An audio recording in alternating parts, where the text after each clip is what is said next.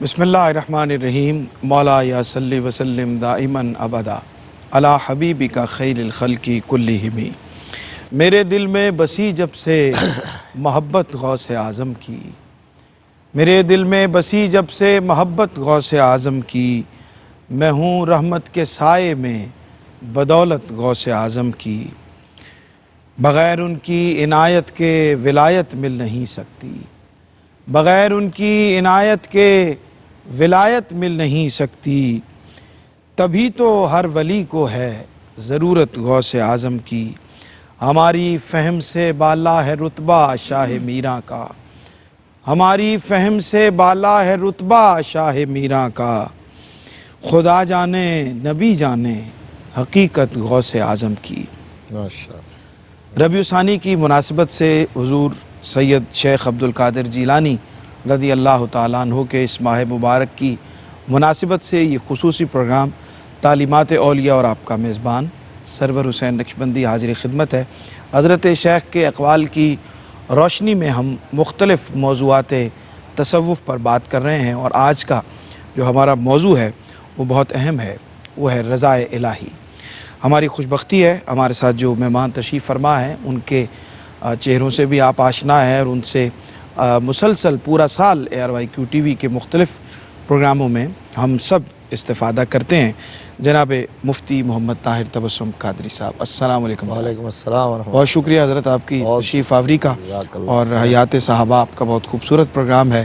رمضان المبارک ہو اور دیگر کوئی بھی ایونٹ ہو تو اس پہ آپ کی رہنمائی سے ہمارے ناظرین مستفید ہوتے ہیں۔ الحمدللہ آپ کی میزبانی سے بہت شکریہ۔ ساتھی ہوتے ہیں الحمدللہ۔ جی الحمدللہ۔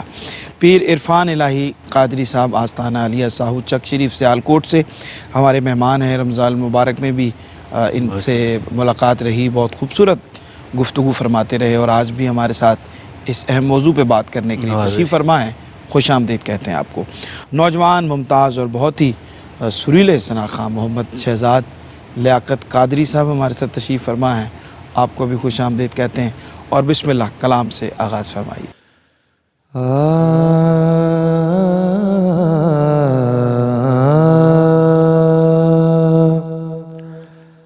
سرور دین کی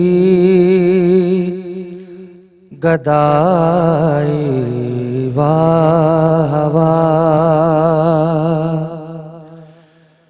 سرور دین کی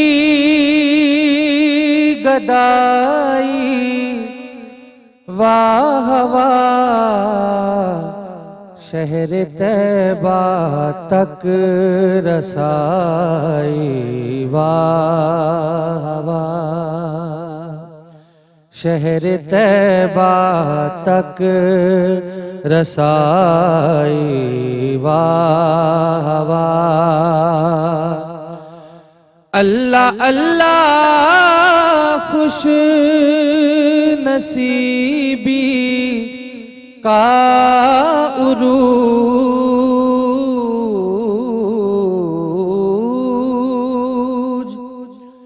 اللہ اللہ خوش نصیبی کا عروج، رات دن مدحت سرائی واہ واہ، رات دن مدحت سرائی واہ واہ، روشنی میں ڈھل گئی ہیں ظلمتیں،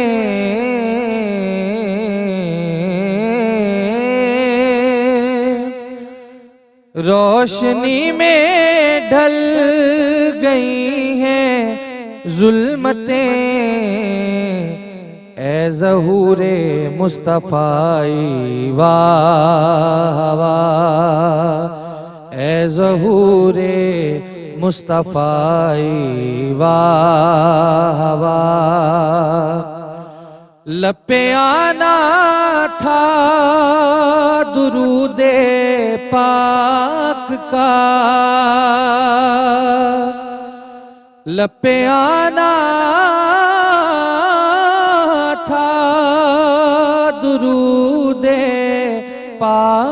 کا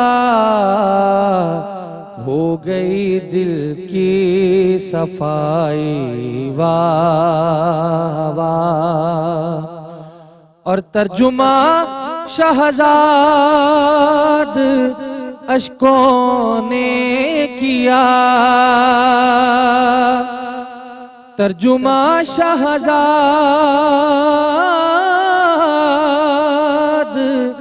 اشکوں نے کیا، نعت آنکھوں نے سنائی، واہ واہ۔ سرور دین کی گدائی، واہ واہ۔ کیا کہنے، سبحان اللہ سبحان اللہ۔ سلامت رہیے جناب، بہت خوبصورت اشعار اور خوبصورت انداز میں عطا فرمائے۔ حضرت گفتگو کا آغاز کرتے ہیں۔ ہمارا موضوع جو ہے وہ بہت اہم ہے، رضائے الہی مقصود و منتہا ہے ایک مومن کا، ایک مسلمان کا، اور اس دائرے میں داخل ہونے والوں کا۔ اور حضرت شیخ کی زندگی کو ہم دیکھیں تو وہ رضائے الہی کے مقام پر متمکن نظر آتے ہیں۔ ارشاد فرمائیے۔ الحمد لولیہ والصلاة علی آلہ، اما بعد فاعوذ باللہ من الشیطان الرجیم، بسم اللہ الرحمن الرحیم۔ واہ کیا مرتبہ اے غوث ہے بالا تیرا، سبحان اللہ سبحان اللہ۔ اونچے اونچوں کے سروں سے قدم اعلیٰ تیرا، واہ واہ سبحان اور اللہ۔ تو ہے وہ غوث، یہ دوسرے کلام کا مطلب ہے، آپ تو جانتے ہیں۔ تو ہے وہ غوث، سبحان اللہ ہر غوث ہے شیدا، شہدا تیرا، واہ واہ۔ تو ہے وہ غیث کہ ہر غیث ہے پیاسا، پیاسا تیرا، سبحان اللہ۔ عالم ربانی، عارف حقانی، سیاح لامکانی، محبوب سبحانی، سبحان اللہ سبحان اللہ، غوث سمدانی، شہباز لامکانی، واہ واہ قندیل نورانی، واہ، حضرت سیدنا الشیخ عبد القادر جیلانی سبحان الحسنی والحسینی رضی اللہ تعالی عنہ۔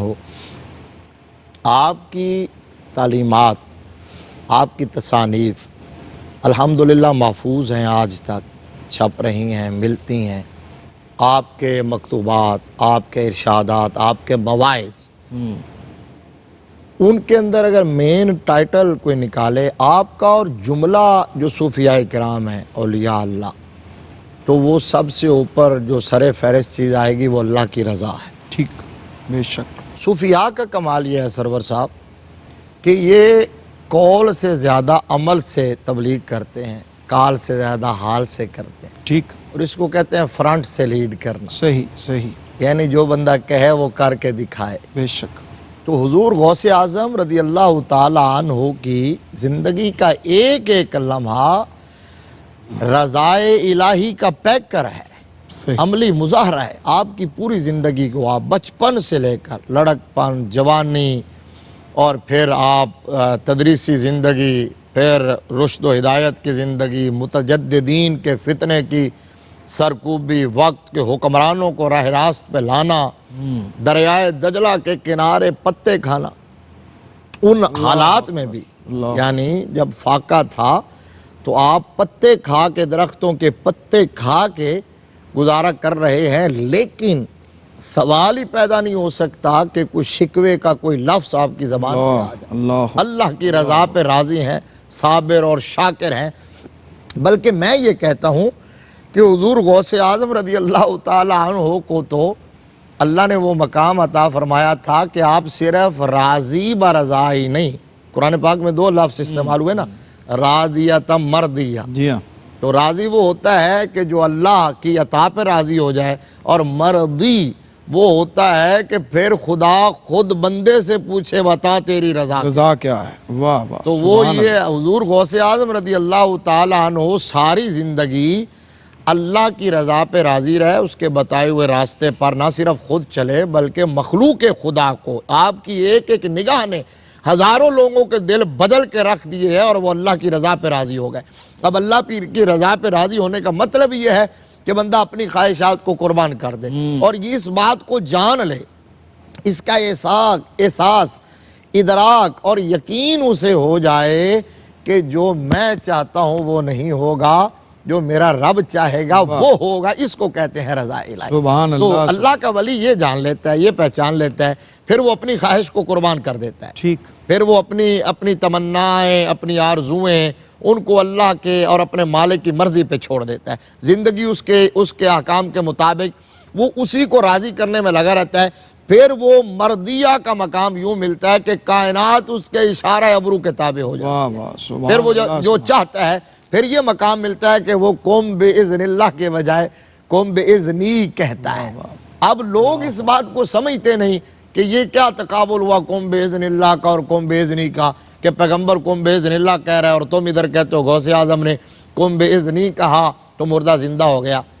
یہ نہیں ہے بات۔ آپ اس بات کو سمجھیں کہ خود اللہ فرماتا ہے کہ اب زبان میرے بندے کی ہے، کلام میرا ہے، وہ آرڈر میرا ہے کہ بندہ میرا جب قرب حاصل کرتا ہے، مجھے راضی کر لیتا ہے، تو پھر اتنا قرب کہتا احبہ، پھر وہ میرا محبوب بن جاتا ہے۔ کیا کہیں؟ اور جب محبوب بنتا ہے تو محب اور محبوب میں پھر تیرا میرا نہیں رہتا، ٹھیک، پھر وہ محب کی پوری سلطنت میں محبوب کا آرڈر چلتا ہے۔ واہ، پھر جو آرڈر کرتا چلا جاتا ہے، اوپر سے ریکمنڈیشن ہوتی ہے، گفتہ او گفتہ اللہ بود، واہ، گرچہ از حلقوم عبداللہ بود، پھر یہ مقام حاصل ہو جاتا ہے۔ حضرت رابعہ بصریہ مصلی بچھا کے نوافل پڑھ رہی تھی، بکریاں چر رہی تھی، بھیڑیا رکھوالی کر رہا تھا بکری۔ اللہ، ایک بندہ گزرا، اس کے چلتے ہوئے قدم رک گئے، حیران ہوا کہ یہ کیا ہو گیا۔ جب آپ نے سلام پھیرا تو اس نے پردے کی دوسرے طرف منہ کر کے سلام عرض کیا، مائی صاحبہ یہ راز تو بتا دے کہ بھیڑیے کے بارے میں ہم نے سنا بکریاں تو اٹھا کے لے جاتا، یہ رکھوالا کب سے بن گیا؟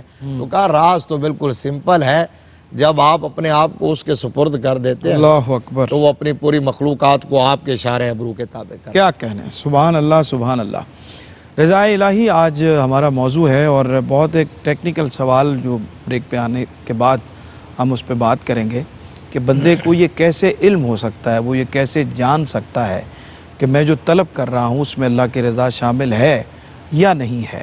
بہت ٹیکنیکل سی بات ہے، انشاءاللہ اس پہ ہم گفتگو کرتے ہیں اپنے مہمانوں سے، لیکن ایک چھوٹے سے وقفے کے بعد۔ خوش آمدید کہتے ہیں وقفے کے بعد آپ کو۔ پروگرام دیکھ رہے ہیں آپ تعلیمات اولیاء، اور آج ہمارا موضوع رضا الہی ہے، بہت خوبصورت موضوع ہے۔ بریک پہ جانے سے پہلے میں نے عرض کیا آپ سے کہ یہ مفتی صاحب جو گفتگو کر رہے تھے اس میں بنیادی نقطہ یہی تھا اور بنیادی بات یہی تھی کہ انسان کی جو نظر ہے وہ اللہ کی رضا کے اوپر رہنی چاہیے، اس کی اپنے ہر عمل کی کہ کرنے کے بعد، کرنے سے پہلے، کرنے کے بعد اس کی جو نظر ہے وہ اللہ کی رضا اس کا مقصود ہونا چاہیے۔ لیکن وہ کیسے یہ جانے گا؟ جب ہم دعا کرتے ہیں ہمارے اندر کو خواہش پیدا ہوتی ہے تو ہم یہ کیسے جانیں گے کہ ہمارے دل میں پیدا ہونے والی خواہش اور ہماری دعا یہ اللہ کی رضا کے مطابق ہے یا نہیں؟ حضرت شیخ کا ایک قول حضرت آپ کی خدمت میں عرض کرتا ہوں کہ آپ اس پہ کچھ گفتگو فرمائیں۔ آپ نے فرمایا کہ جو تیرے لیے مقسوم نہیں وہ کبھی تیرے قبضے میں نہیں آئے گا، جو چیزیں تیرے لیے نہیں ہیں ان کی طلب کیوں کرتا ہے؟ اللہ تعالیٰ کی عطا پر راضی ہو جا اور اسی پر قناعت کر اور ما سوا سے بے رغبتی کر۔ کیا ارشاد فرماتے ہیں؟ بہت شکریہ سرور بھائی۔ ہمارے بزرگ میرے شیخ اللہ اکثر یہ فرمایا کرتے تھے کہ میرے حق میں جو ہو مرضی میں ہوں راضی بارضا، مرضی مولا ہما اولا رضینہ بالقضا۔ واہ واہ، آگے آپ فرماتے تھے تیرے گھر میں کیا کمی ہے مجھ گدا کے واسطے۔ ایک دعا فرمایا کرتے تھے ہمارے شجرہ طیبہ میں، آج بھی موجود ہے، ہم پڑھتے ہیں۔ تو ہمارا چونکہ جو ہوتا ہے ہم ظاہر بھی دیکھنے والے ہیں، ٹھیک، ہم صاحب کال لوگ ہیں، ہم ظاہر بھی دیکھتے ہیں کہ مجھے کھانا مل جائے، مجھے لباس مل جائے، مجھے گاڑی مل جائے، لیکن اللہ رب العزت ہمارے لیے بہت خیر دیکھتا ہے، ٹھیک، اور وہ چیزیں جو ہم نہیں دیکھ رہے لیکن اللہ ہمیں عطا فرمانا چاہتا ہے۔ تو اس میں سب سے بڑی بات یہ ہے کہ ہم جب اللہ کی رضا طلب کریں گے، ہم اللہ کی خوشنودی طلب کریں، ہم اللہ کا راضی ہو جانا طلب کریں، جب اللہ رب العزت راضی ہوگا تو راضی کس امر پر ہوگا؟ وہ اعمال بھی ہمیں دیے جائیں گے، سبحان اللہ، وہ چیزیں بھی ہمیں عطا فرمائی جائیں گی۔ ہمیں جو ظاہر بھی ضرورت ہے، ہم کہتے ہیں مجھے کھانا مل جائے، فلاں چیز مل جائے، فلاں کلر کا کپڑا مل جائے، فلاں مکان مل جائے، فلاں بنگلہ مل جائے، یہ ہماری ظاہری آسائشات ہیں۔ لیکن جب ہم اللہ رب العزت کے حضور یہ عرض کریں کہ مالک ہمیں اپنی رحمت عطا فرما، اور جب ہم رحمت طلب کرتے ہیں تو اس میں تمام چیزیں جو اللہ تبارک و تعالی ہمارے لیے خیر والی ہیں ہمیں عطا فرما دیتا ہے۔ صحیح۔ بسا اوقات یہ ہوتا ہے ہم کوئی ایک ایسی چیز مانگ رہے ہوتے ہیں اس میں ہمارے لیے خیر نہیں ہوتی، چیز مل جائے اور اس میں ہمارا نقصان پوشیدہ ہے جسے ہم نہیں دیکھ رہے۔ صوفیاء کیا کرتے ہیں؟ صوفیاء یہ ظاہر بھی چیزیں نہیں مانگتے، صوفیاء اللہ رب العزت سے اللہ کی رحمت طلب کرتے ہیں۔ جب اللہ کی رحمت طلب کرتے ہیں لوگوں کے لیے، مخلوق کے لیے، اور وہ ایر غیر نہیں مانگتے، وہ صرف اللہ کی خوشنودی مانگتے ہیں، اللہ کی رضا مانگتے ہیں۔ جب اللہ کی رضا عطا ہوتی ہے تو حضرت فضیل جیسے ڈاکو جو ہیں وہ اللہ کے ولی کامل بن جاتے ہیں۔ ٹھیک۔ بشر حافی علیہ رحمہ شراب خانے سے نکلتے ہیں تو اللہ رب العزت ان کو کیا مقام عطا فرما دیتا ہے کہ بغداد کے جانور بھی گلیوں میں گوبر پیشاب نہیں کرتے اس امر پر کہ بشر حافی ننگے پاؤں چلتا ہے، ہمارا پیشاب اس کے قدموں کو نہ لگ جائے۔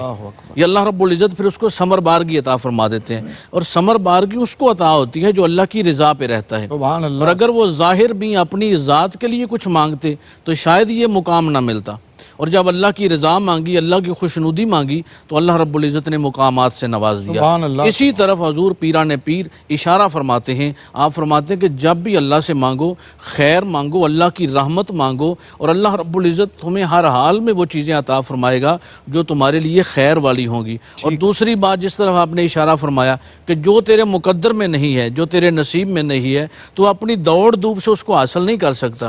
ہاں وہ مل سکتی ہے، اللہ کی رحمت سے مل سکتی ہے، اللہ کی رضا سے مل سکتی ہے، تو اللہ کی رضا کے لیے لگا رہے اور اللہ رب العزت تجھ پر اپنی رحمتوں کا نزول فرما دے گا، اور رحمت الہی کی برکھا تیرے اوپر موسلا دھار بارش کی طرح برستی رہے گی۔ سبحان اللہ، سبحان اللہ۔ مفتی صاحب اسی بات کو ہم تھوڑا سا آگے بڑھائیں تو ایک اور کال میں آپ کی خدمت میں عرض کرتے ہوئے چاہوں گا کہ اس پہ آپ ضرور روشنی ڈالیں۔ آپ نے فرمایا کہ تو غیر اللہ کی طلب میں اللہ سے لاپرواہی نہ کر، اللہ تعالیٰ سے اس کے غیر کی طلب نہ کر، آخر کب تک اس سے وسعت رزق طلب کرتا رہے گا؟ ہو سکتا ہے یہ طلب تیرے لیے فتنہ ہو اور تجھے علم نہ ہو۔ جب تجھے یہ خبر نہیں کہ بھلائی کس چیز میں ہے، بس سکوت اختیار کر اور تقدیر سے موافقت کر اور خدا سے اس کے افعال پر رضامندی پر قائم ہو جا۔ سبحان اللہ، کیا حکمت کے موتی سبحان ہے اس میں، کتنی باتیں ہیں، یعنی سمندر کو کوزے میں بند کر دیا۔ ایک تو یہ ہے کہ تو رزق کے پیچھے بھاگتا ہے، تو رازق کی بارگاہ میں آ، اللہ اکبر، رزق تیرے پیچھے بھاگے گا۔ پھر سبحان اللہ، تو رازق کو تلاش کر لے، رازق کو پالے، خالق کو پالے، پھر رزق تجھے ڈھونڈے گا۔ واہ، اب رزق کے پیچھے بھاگتا رہے گا، رزق تجھے تھکا دے گا۔ ٹھیک۔ یہ آگے دنیا یہ مردار ہے، یہ کمینی دنیا ہے، اس کا فلسفہ نبی رحمت صلی اللہ علیہ وسلم نے بیان فرمایا ہے۔ جو بندہ اس کے پیچھے بھاگتا ہے یہ آگے بھاگتی ہے، جو اس سے منہ موڑ لیتا ہے یہ اس کے پیچھے بھاگتی ہے۔ اور پریکٹیکلی ہم نے اپنی زندگیوں میں یہی دیکھا ہے، جنہوں نے منہ موڑا ہے دنیا ان کے قدموں میں آ گئی ہے۔ ٹھیک۔ اور پھر اگلی بات جو ہے کہ یہ اس حد تک حضور سیدنا غوث اعظم رضی اللہ تعالیٰ عنہ اس مقام پر تھے، چونکہ امام الاولیاء سید الاولیاء طائفے کے سردار ہیں، سبحان اللہ، تو وہ یہ فرما رہے ہیں کہ یہ رزق کا سوال بھی، اولاد کا سوال بھی، یہ اللہ سے غیر کا سوال ہے۔ اللہ اللہ، اللہ سے اللہ کو مانگو، کیا کہنے، اللہ سے اللہ کو مانگو۔ سبحان اللہ، یہ چیزیں تو اس نے لکھ دی ہیں تمہارے لیے تقدیر میں۔ جب اس نے پیدا کیا، جب روح پھونکی گئی 4 مہینے کے بعد، اس وقت اس کی عمر بھی لکھ دی گئی، رزق بھی لکھ دیا گیا، اولاد بھی لکھ دی گئی، دنیا کی نعمتیں بھی لکھ دی گئی۔ تو وہ ایک ایک دانہ جب تک یہ کھا نہیں لے گا تب تک موت کا فرشتہ بھی آ نہیں سکتا۔ ٹھیک ٹھیک۔ ایون کے روایات میں ہے آخری وقت میں فرشتے آتے ہیں اور وہ کہتے ہیں کہ میں تیرے رزق پر مامور تھا، پوری دنیا گھوم آیا ہوں، اب کوئی دانہ نہیں بچا۔ میں تیرے پانی پر مامور تھا، پانی کا ایک قطرہ بھی نہیں بچا۔ تو اب میں تیری سانسوں پر مامور تھا، سانسیں نہیں بچی، لہذا اب آ جا۔ اس کا مطلب جب تک ایک دانہ ایک قطرہ بچا ہوا ہے موت نہیں آ سکتی۔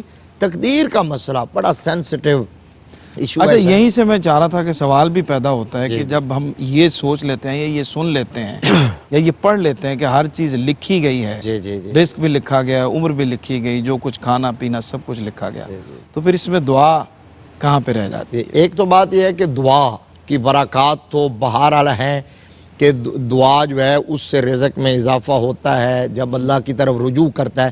لکھا اس مالک نے ہے نا، ٹھیک. تو آپ بھی اس کا اختیار باقی اور قائم ہے نا، ٹھیک. وہ چاہے تو اضافہ کر دینا. یہ تو صحیح. انڈرسٹوڈ بات ہے. صحیح. دوسرا یہ ہے کہ ہم لکھے ہوئے کے پابند نہیں ہو گئے. ایسا نہیں ہوا کہ جو لکھ دیا گیا ہے ہم نے اب اس لکھے ہوئے کا، اللہ نے اپنے علم ازلی سے جان لیا تھا کہ اس نے یہ کرنا ہے اور اس کے لیے یہ مفید تقدیر ہے، ہے، وہ لکھ دیا گیا. یہ یہ اس کا علم ہے. یہ اس کا علم ہے. اور اس پھر تو محنت ہی نہ کرے کوئی، نکلا ہی نہ کہ جب لکھ دیا گیا. یہ بات وہ تو اس نے اپنے علم سے رکھا ہے، باقی ملے گا اس کی آپ کی ایفرٹ سے، محنت سے. اور ایک اور بات یہ ہے، اور یہ بھی لکھا گیا ہے، اس کی محنت، اس کی تگ و دو ہے، یہ بھی اس کی لکھی تقدیر میں ہاں کہ اس ایفرٹس کے نتیجے میں اس کو ملے گا، اس کوشش کے، اس دعا کے نتیجے میں، اس نیکی کے نتیجے میں. یہ بڑی خوبصورت بات آپ نے کہی. اور تقدیر کا مسئلہ جو حضور غوث اعظم نے کہا نا کہ اس سے سکوت اختیار کر لو، اس میں زیادہ ڈیبیٹ کرنے سے تو حضور صلی اللہ علیہ وسلم نے صحابہ کو منع فرما دیا. منع اس لیے فرمایا کہ اس کے اندر اگر اتنا زیادہ تم کرو گے تو تمہارا ایمان ضائع ہو جائے گا. ایک حدیث شریف میں 3 چیزوں کو کیٹیگرائز کر کے آقا علیہ السلام نے فرمایا: اذا ذکر القدر فامسکوا واذا ذکر النجوم فامسکوا واذا ذکر اصحابی فامسکوا. کتنا شاندار پیغام ہے آقا علیہ السلام کا اپنے غلاموں کے لیے، امتیوں کے لیے. فرمایا تقدیر میں بحث ہو رہی ہو تو چپ کر جاؤ، ستاروں کی چال اور ستاروں کی اثر پذیری اس پر بات ہو رہی ہو تو چپ کر جاؤ. میرے صحابہ کا ذکر ہو رہا ہو اگر ان کے مشاجرات اور معاملات کا تو چپ کر جاؤ. جب بھی بات کرنی ہو خیر کی کرو، اگر ان میں باز کرو گے تو ایمان کے ضائع ہو جانے کا خطرہ. بالکل ٹھیک، بالکل ٹھیک. بڑی خوبصورت بات ماشاءاللہ آپ نے کی، اور یقیناً بہت ساری ہمارے سوالات جو ذہن میں ہیں وہ ان کی عقدہ کشائی آپ کی اس گفتگو کی روشنی میں ہوئی ہوگی. حضرت شیخ نے ایک جگہ پہ قلوب اولیاء کو عصائے موسوی سے تشبیہ دی ہے، اور آپ کا قول مبارک میں عرض کرتا ہوں کہ اللہ تعالیٰ نے تمہیں دل و دماغ کی پاکیزگی اس سے طلب کرو، دل اور دماغ کی پاکیزگی طلب کرو. اللہ تعالیٰ جس کے لیے چاہتا ہے دلوں کی پاکیزگی عطا فرما دیتا ہے اور دلوں میں وسعت پیدا کر دیتا ہے. اولیاء اللہ کا دل مثل عصائے موسوی ہوا کرتا ہے. کیا ارشاد فرماتے؟ جی بہت شکریہ سرور بھائی. اس میں حضرت شیخ پیران پیر رضی اللہ تعالیٰ عنہ فرما رہے قلب مومن کی وسعت کا ذکر ہے. اولیاء اللہ صوفیاء کا جو دل ہے اس کی وسعت ہے، یعنی عصائے موسوی وہ ابتدا میں حکمت تھا، بعد میں سراپا قدرت. یعنی حضرت موسیٰ علیہ السلام، قرآن مجید میں بھی اس کا ذکر موجود ہے، حضرت موسیٰ علیہ السلام اس عصا جو آپ کا عصا تھا اس سے ٹیک بھی لگا لیتے تھے، بکریوں کے لیے پتے بھی جھاڑ دیا کرتے تھے. جب آپ آرام فرماتے تھے تو وہ آپ کا محافظ بھی بن جاتا تھا. وہ جو اپنا پریشانی بنتی، تکلیف بنتی تو وہ جو ہے نا اس سے استفادہ کیا جاتا تھا. تو یہ تمام چیزیں آپ فرما رہے ہیں، اس کی طرف اشارہ دے رہے ہیں کہ جو ولی اللہ ہے، جو صوفی کامل ہے، اس کا دل، اس کا جسم، اس کا وجود، اس کے خیال، اس کے افکار اتنے وسیع ہونے چاہیے کہ وہ لوگوں کو فائدہ دینے والا بنے. یعنی اس کا دل جو ہے وہ معاون بن جاتا ہے، بالکل ہر حال میں وہ لوگوں کو فائدہ دے. اس کی زبان ہو، اس کا کردار ہو، اس کے افکار ہوں، اس کے افعال ہوں، جو ہے وہ لوگوں کے لیے اس طرح ابر رحمت بن کے رہے. اس کا وجود لوگوں کے لیے رحمت بن جائے، لوگوں کو اس سے خیر ملے. اور یہ آپ فرماتے ہیں کہ جو بندہ مومن ہے، جو ولی کامل ہے، اس کا دل عصائے موسوی کی طرح ہے. یعنی وہ اس کے اندر حکمت ہونی چاہیے، محبت ہونی چاہیے، چاشنی ہونی چاہیے، سلوک، تصوف، پیار، محبت، الفت جو ہے لوگوں کے لیے ہونی چاہیے. اور پھر وہ لوگوں کے لیے صرف پیار، محبت، الفت بن کے نہ بیٹھا رہے، لوگوں کی خیر میں بھی کام آئے، لوگوں کی تکالیف کو دور کرے، لوگوں کے لیے آسانی بن جائے، لوگوں کے آسائشات، لوگوں کے لیے محبت، لوگوں کے لیے الفت، لوگوں کے لیے دسترخوان کا وسیع کر دینا، لوگوں کے کام کرنا. لوگ اس سے استفادہ دنیاوی بھی حاصل کریں، استفادہ دین بھی حاصل کریں. تو یہ حضرت شیخ پیران پیر فرماتے ہیں کہ بندہ مومن صوفی کامل کا جو وجود ہے، اس کا جو دل ہے وہ حکمت سے بھرا ہوا ہو، اس کی زبان سے موتی جھڑ رہے ہوں، رس جھڑ رہا ہو، لوگوں کے لیے وہ اپنا اس کے پاس کوئی یہ کہہ لیں کہ کڑوی طبیعت نہ ہو، وہ میٹھی طبیعت کا مالک ہو، صحیح۔ اور وہ جو ہے فرعون بن کے نہ بیٹھے بلکہ لوگوں کے ساتھ محبت کے جو ہے معاملات میں رہے۔ یہ ایک صوفی کی پہچان ہے، یہ صوفی کا مقام ہے کہ وہ شاکر بھی ہوتا ہے، صابر بھی ہوتا ہے، وہ اللہ کا تقرب بھی، اپنا اللہ کا قرب بھی اس نے جو ہے حاصل کیا ہوتا ہے۔ حضور کے ساتھ محبت، الفت، نصرت میں بھی وہ پیش ہوتا ہے، لیکن اس کے ساتھ ساتھ اللہ کی مخلوق کے ساتھ بھی محبت کا عمل پیش کرتا ہے۔ اللہ کی مخلوق کے لیے وہ محبت کی جو اس کی زندگی ہے اس طرح بن جاتی ہے کہ لوگ اس کو تکلیف دیں لیکن وہ کسی کو تکلیف نہ دے، لوگ اس کو برا بھلا کہیں لیکن اس کی زبان پر لوگوں کے لیے دعائیں جاری ہوں۔ بالکل ٹھیک۔ ناظرین، بریک کا وقت ہے، چھوٹا سا وقفہ ہے، ہمارے ساتھ رہیے، لوٹتے ہیں۔ اور ایک بہت اہم بات ہے کہ ہم کوئی بھی کام جو ہمیں نقصان ہوتا ہے مالی اعتبار سے زندگی کے مختلف حوالوں میں اور مختلف حصوں میں، تو ہم اس کو تقدیر پہ ڈال کر اس کو ہم یہ سمجھتے ہیں کہ ہماری قسمت میں ہی ایسا لکھا تھا۔ عمومی طور پہ ہم یہ جملہ استعمال کرتے ہیں۔ حضرت شیخ نے اس حوالے سے کیا ارشاد فرمایا ہے، اس پہ اپنے مہمانوں سے رہنمائی لیتے ہیں، لیکن ایک چھوٹے سے وقفے کے بعد۔ جی ناظرین، خوش آمدید کہتے ہیں آپ کو۔ پروگرام دیکھ رہے ہیں آپ تعلیمات اولیاء اور رضائے الہی۔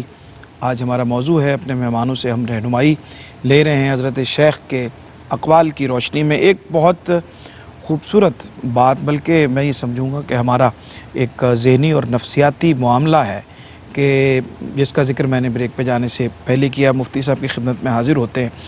حضرت شیخ کا قول مبارک ہے کہ اپنے نفس اور مال و اولاد کے متعلق تقدیر پر تہمت نہ لگا، بلکہ یہ کہا کر کہ میرا رب مجھ سے زیادہ جاننے والا ہے، پس جب تو اسی حالت میں ہمیشگی کرے گا تو تجھے رضا و موافقت الہی کی لذت حاصل ہو جائے گی۔ تقدیر پر تہمت لگانے سے کیا مراد ہے، اور آپ نے اس کی نفی فرمائی کہ ایسا نہیں ہونا چاہیے، عمومی طور پر ہم ایسا کرتے ہیں، ارشاد فرمائیے۔ بڑی اہم باتیں اور بنیادی باتیں آپ نے ٹھیک فرمایا، یہ ہماری سوسائٹی کا حال میں۔ جی ہاں، اچھا، دو پہلو ہیں۔ ایک پہلو تو یہ ہے کہ بندہ اپنی کوتاہی کو، اپنی بدعملی کو، اپنی سستی کو، کوشش نہ کرنے کو، کاوش نہ کرنے کو، عمل سے جی چرانے کو تقدیر پہ ڈال دیتا ہے۔ کہ میری تقدیر میں ایسا نہیں تھا۔ آپ کے ذمہ کوشش ہے، کاوش ہے، جدوجہد ہے، آپ عمل جاری رکھیں، محنت کرتے رہیں، سٹرگل کریں، نتیجہ میرا رب عطا فرمائے گا، اور رب کی بارگاہ سے نتیجہ ہمیشہ مثبت ہی ملتا ہے، بے شک، منفیت کا تو سوال ہی نہیں ہے۔ ٹھیک۔ دوسری جو بات ہے جو خاص طور پر اسپیسیفک اس قول مبارک میں آئی ہوئی ہے نا، وہ میں ناظرین کے لیے چونکہ آپ نے پڑھ دیا ہے، تو اس میں یہ تھا کہ اولاد کے حوالے سے یا رزق کے حوالے سے یا اپنی لائف کے حوالے سے تقدیر کو دشنام نہ دو، شکوہ نہ کرو، گالی نہ دو، شاکی نہ ہو جاؤ رب کی بارگاہ میں، برا بھلا نہ کہو کہ یہ مجھے یہ کیوں نہیں ملا۔ یہ جو بات پہلے بھی ڈسکس ہوئی ہے، وہ جو نہیں ملا وہ تیرے حق میں تیرے رب کی کرم نوازی تھی، وہ جانتا ہے وہ تیرے حق میں بہتر نہیں تھا، صحیح، وہ میرے لیے بہتر نہیں تھا، ہمیشہ اس کی عطا اللہ کی پہ رضا اس میں نہیں تھی، اس کی عطا پہ، اس کی تقسیم پہ راضی ہو جاؤ، یہی تمہارے لیے بہتر ہے۔ وہ جو بار بار ہم پہلے سوالات میں مانگنے کی بات ہو رہی تھی، تو کیا جامع دعا قرآن میں اللہ نے سکھائی ہے، ربنا آتنا فی الدنیا حسنہ واہ واہ، وفی الآخرۃ حسنہ۔ سبحان اللہ۔ اب یہ ہے کہ ہم یہ کیا کہ جو چیز ہمارا دل کرے وہ مانگ رہے ہیں، آپ اپنے مالک پہ چھوڑیں۔ آپ جس طرح بچہ جو ہے بچپن میں اس کو اپنے نفع نقصان کا پتہ نہیں ہوتا، ایک مثال ہے کہ وہ چولہا جل رہا ہوتا ہے، وہ آگ کے انگارے کی طرف ہاتھ بڑھاتا ہے، اللہ، تو کیا ماں اس کو چھوڑ دے گی؟ کیونکہ ماں جانتی ہے اس بچے کو نہیں پتہ یہ اس کے لیے حق بہتر ہے، تو کہاں ماں اور کہاں میرا رب جو 70 ماؤں سے زیادہ مخلوق سے پیار کرنے والا ہے۔ ہمیں نہیں پتا کہ یہ انگارہ ہے یا پھول ہے، ہم بسا اوقات اس انگارے کی طرف بڑھ رہے ہوتے ہیں پھول سمجھ کے۔ قرآن کہتا ہے آسان تحبو شیئا وہوا شر لکم وآسان تکرہو شیئا وہوا خیر لکم۔ بے شمار چیزیں ایسی ہیں جنہیں تم ناپسند کرتے ہو لیکن تمہارا رب جانتا ہے وہ تمہارے لیے بہتر ہیں، خیر ہیں۔ بہت ساری چیزیں ہیں جنہیں تم ناپسند کرتے ہو اور جنہیں پسند کرتے ہو لیکن تمہارا رب جانتا ہے وہ تمہارے لیے بہتر نہیں ہے، لہذا رب وہی عطا کرتا ہے جو ہمارے حق میں بہتر ہوتا ہے، لہذا اس کی تقسیم پر راضی رہنا، اس کی عطا پہ راضی رہنا، تقدیر پہ شکوہ نہ کرنا، اس کا نام بندگی ہے، اس کا نام عبودیت ہے، اس کا نام مسلمانی۔ کیا بات۔ حضرت کنکلوڈ فرمائیے ساری گفتگو کو، اور یہ جو خاص طور پہ تقدیر کے حوالے سے ہم بات کر رہے ہیں، حضرت شیخ کے 2 اقوال بھی ہم نے اس پروگرام میں شامل کیے، اس کی روشنی میں رضا الہی جو ہمارا آج کا موضوع ہے، اختتامی کلمات عطا فرمائیں۔ جی بالکل، حضرت شیخ پیران پیر رضی اللہ تعالیٰ عنہ نے اس طرف اشارہ فرمایا ہے، صوفی، بزرگ، ولی کامل، عام بندہ مومن، مسلمان، سب کے لیے لازم ہے، اور یہ تعمیر انسانیت کا بہت بڑا پہلو ہے رضا الہی۔ اور آپ نے فرمایا ہے کہ تمہاری جو زندگی ہے یہ اللہ رب العزت کی رضا کے مطابق اگر گزرتی ہے تو تیری زندگی جو ہے وہ کامل ہے، مکمل ہے، اور اگر رضا الہی کے بغیر گزرتی ہے تو یہ زندگی تو انسان ہے، لقد خلقنا الانسان فی احسن تقویم، اور اتنا بڑا اعزاز ہے، اور پھر کنتم خیر امہ، حضور کی امت میں تو پیدا ہوا ہے، تیرے لیے لازم یہی ہے کہ رضا الہی کو اپنا ماٹھو بنا، رضا الہی کے مطابق اپنی زندگی کو گزار، تقدیر پہ اور جو معاملات زندگی جو اللہ نے نہیں عطا فرمائے اس کو چھوڑ، جو اللہ نے عطا فرمایا اس پر شکر ادا کر، صحیح، اس پر اللہ کی نعمتوں کا شکر بجا لا، اور اس پر صبر کرتا رہے، جو نہیں ملا اس پر صبر کر، جو ملا ہے اس پر شکر کر، یہی رضا الہی ہے، اور اس کے مطابق ہی اپنی زندگی کو گزار۔ سبحان اللہ، سبحان اللہ۔ بہت شکریہ جناب مفتی محمد طاہر تبسم قادری صاحب، جناب پیر عرفان الہی قادری بہت صاحب، شکریہ۔ اور جناب محمد شہزاد لیاقت قادری صاحب۔ ابھی ہم منقبت آپ سے سنتے ہیں۔ ناظرین اکرام، بہت اہم موضوع تھا، اور حضرت شیخ رحمۃ اللہ علیہ کے اقوال کی روشنی میں ہم نے رضا الہی کو سمجھنے کی کوشش کی، اس کے مختلف جہات پہ ہم نے بات کی، مختلف پہلوؤں کو کھولنے کی کوشش کی۔ ہمارے مہمانوں نے بڑے خوبصورت انداز سے ہماری رہنمائی فرمائی۔ منقبت ہم نے آخر میں شامل کرنی ہے، اور میں چند اشعار جو میں نے آغاز میں پیش کیے تھے، مزید 2-3 اشعار پیش کر کے تو منقبت کی طرف چلتے ہیں کہ خدا کا فضل ہے اس پر، نبی کی رحمتیں اس پر، خدا کا فضل ہے اس پر، نبی کی رحمتیں اس پر، دل و جاں سے جو رکھتا ہے عقیدت غوث اعظم کی، دل و جاں سے جو رکھتا ہے عقیدت غوث اعظم کی، میں منگتا غوث کا ہو کر ڈروں نارے جہنم سے، میں منگتا غوث کا ہو کر ڈروں نارے جہنم سے، مریدی لا تخف جب ہے ضمانت غوث اعظم کی، مریدی لا تخف جب ہے ضمانت غوث اعظم کی، خدا ہے قادر مطلق تو وہ بندے ہیں قادر کے، خدا ہے قادر مطلق تو وہ بندے ہیں قادر کے،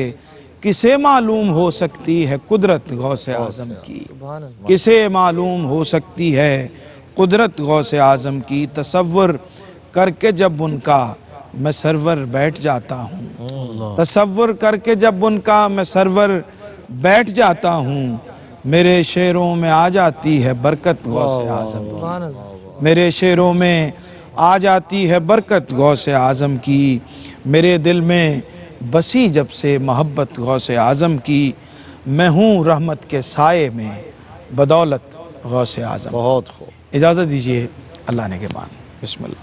محشر میں مغفرت کی خبر غوث پاک ہے،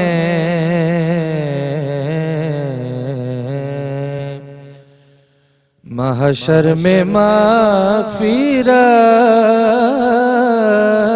کی خبر غوث پاک ہے،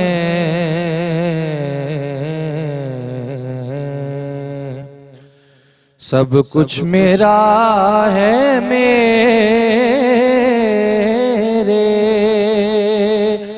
اگر غوث پاک ہے،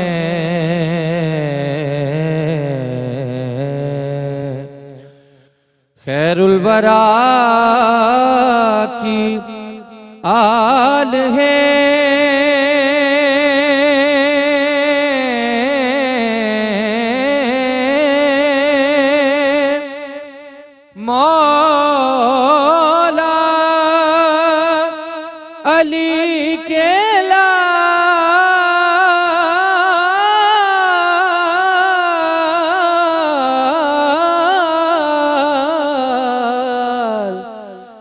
خیر الورا کی آل ہے مولا علی کے لال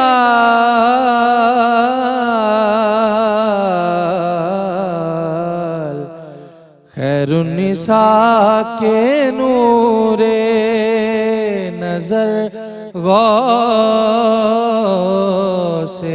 پاک ہیں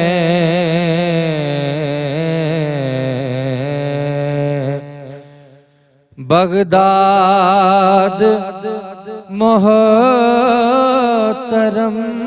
ہے دیار نبی کے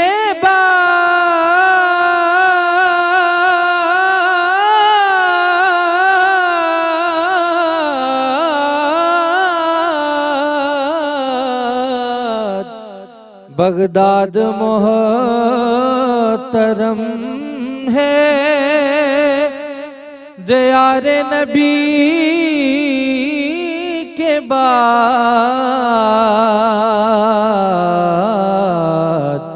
اس میں حضور ہیں تو ادھر غوث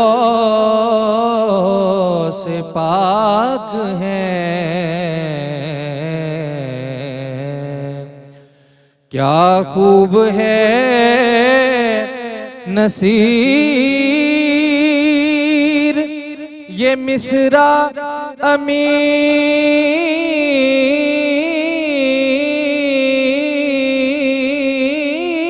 کا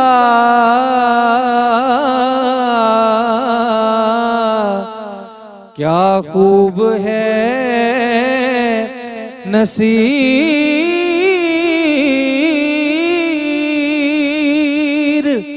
یہ مصرع امیر کا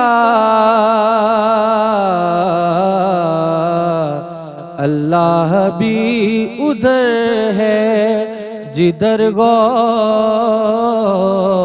پاک ہیں